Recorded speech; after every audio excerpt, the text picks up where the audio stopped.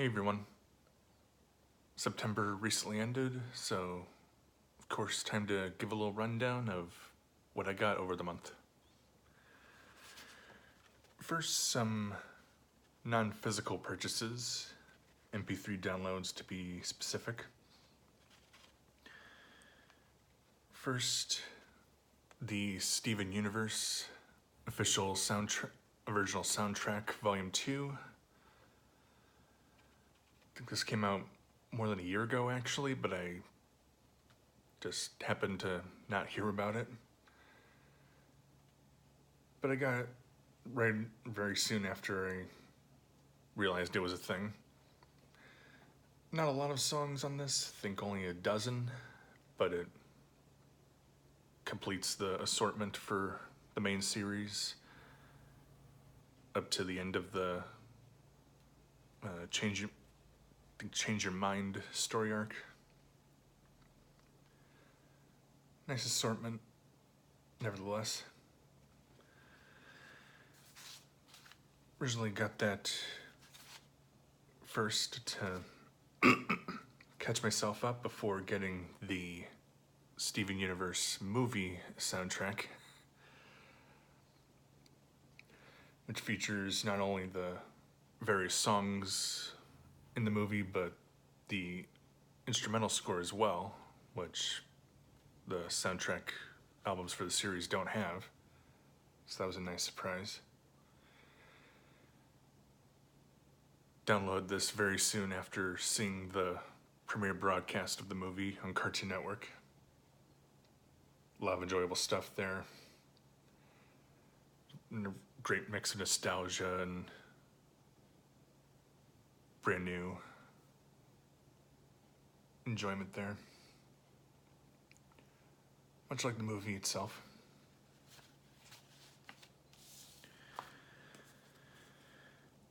And also this bonus little thing that I also found out quite a while after it came out. Steven Universe Karaoke. Small assortment of just the instrumental versions of a few different songs from the show. I have basically no singing confidence, but still really cute and enjoyable to hear what some of the well-known songs sound like without lyrics. And yeah, these are just printouts of email confirmations of the downloads. That's what's representing them. Did that for the Volume 1 soundtrack a while back. But now on to the things that actually went out and got in stores. IDW's Samurai Jack Lost Worlds issue 4. If I remember correctly, this is actually the last issue, so just a little 4-part different adventures miniseries. Written by Paul Allor, art by Adam Bryce Thomas. Exploring Jack becoming a passenger on this seafaring voyage manned by a pretty eccentric crew. So interesting, sensibly Samurai Jack kind of stuff there.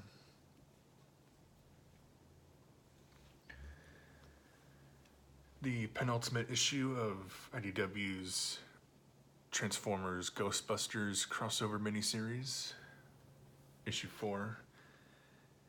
As always, written by Eric Burnham, art by Dan Schoening, or Schoening, I still don't know the right pronunciation.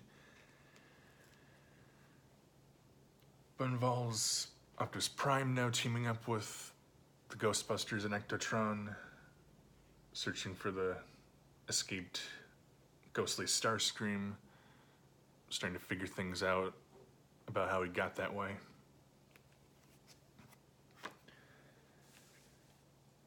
So coming up on the wrap up there. Over to movies.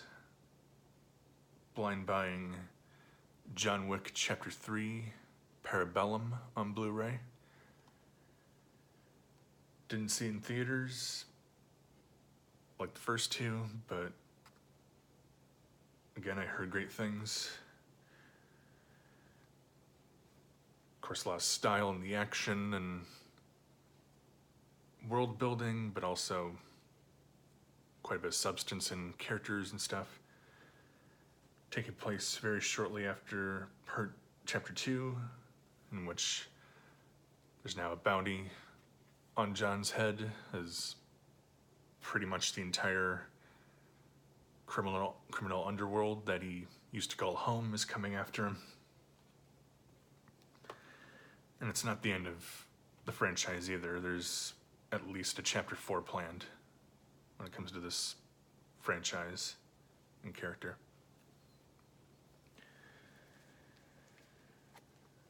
Continuing with the rebooted Transformers ongoing, we have issue 12. Written by Brian Ruckley, art by Sarah Peter DeRoche.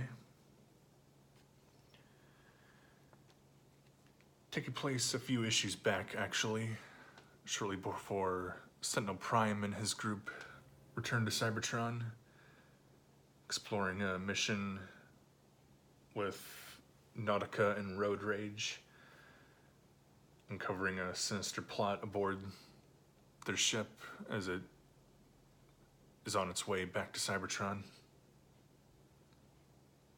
Kind of complications with some of their alien allies. It's a nice little diversion from the main plot there.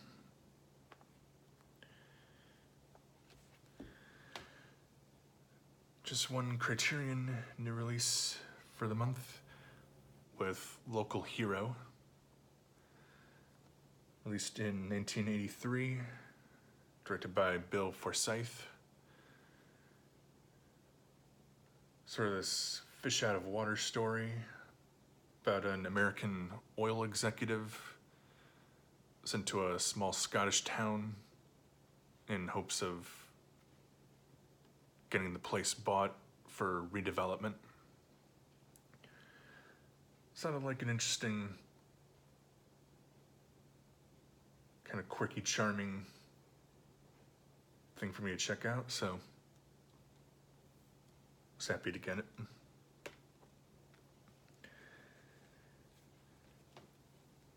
As always, the next issue of Oni Press's Invader Zim comic with issue 47. Following directly after issue 46, where, spoilers for that, the end of that issue, the Irken energy anomaly was found out to be connected to several alternate versions of Zim. So, plenty of craziness ensues there. Written by Sam Logan and illustrated by Maddie C. Said that kind of out of order, but whatever.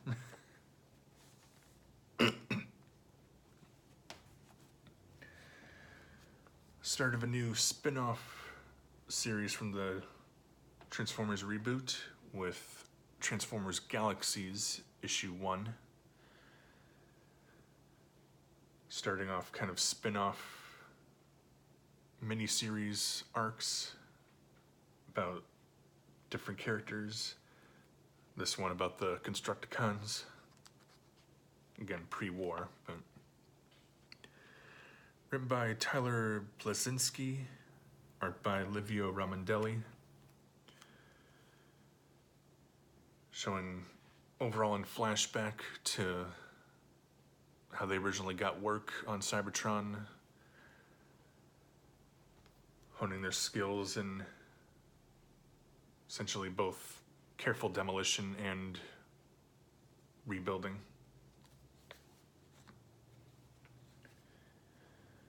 It's an interesting new look into the characters like that.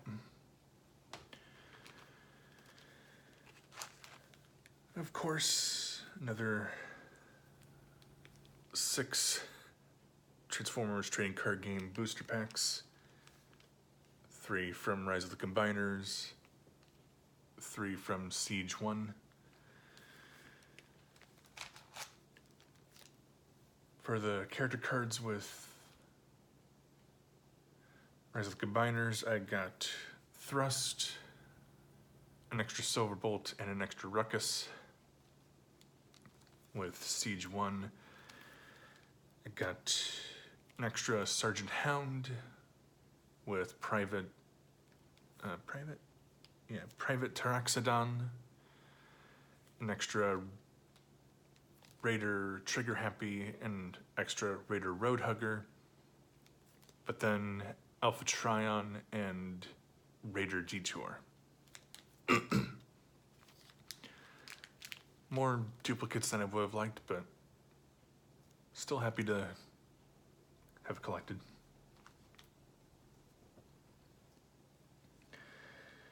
And since I recently completed the Series 1 blind packs, at least for this month, I'm just going with Series 2. Let's see how to hold these.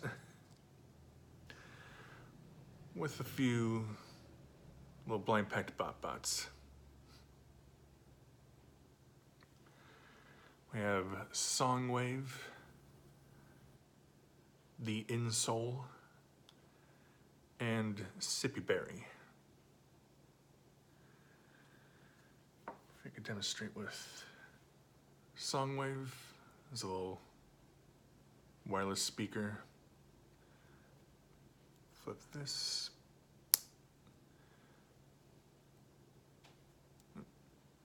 Pull this up if I can easily.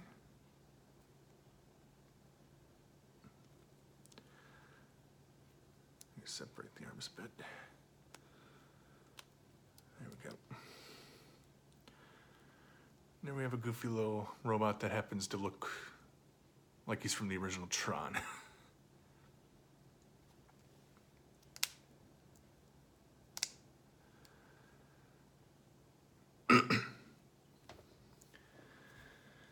Yeah, as you can see, a bit of a lighter month this time.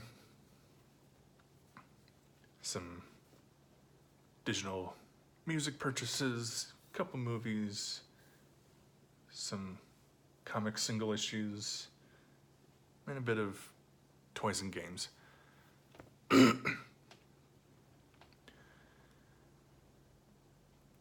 Again, October might give me a few surprises, but I've got some ideas of what I'm gonna get then.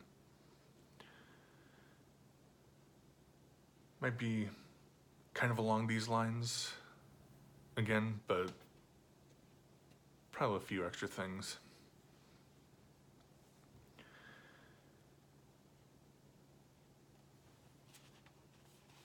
So,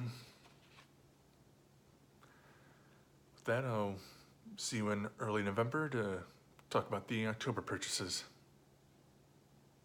See you later, folks.